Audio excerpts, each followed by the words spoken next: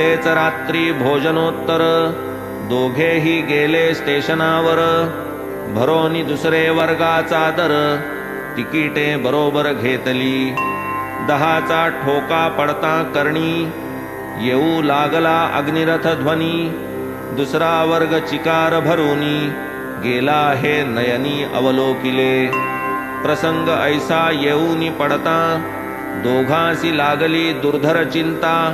वेळही थोडा उरला आता करावी व्यवस्था कैसी पा.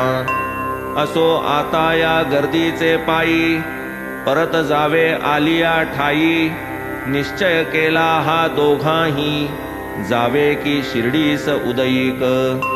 इतुक्यात गाडीचा गार्ड अवचिता ओळखीचा दिसला दीक्षिता. पहिल्या वर्गात बसण्याची व्यवस्था केली निर्घोरता तयाने. पुढे गाडीत होता उपस्थित चालल्या बाबांच्या गोष्टी मनसोक्त.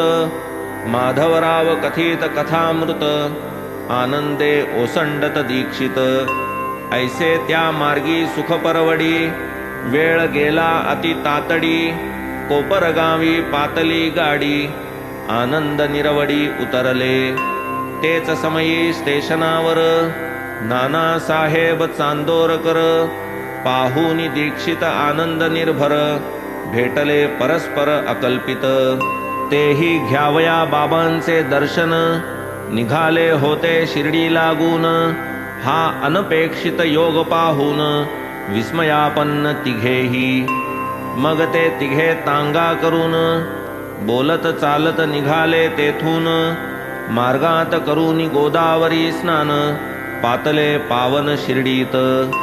पुढे होता साईंचे दर्शन दीक्षितांचे द्रवले मन. नयन झाले अश्रुपूर्ण स्वानंद जीवन ओसंडले.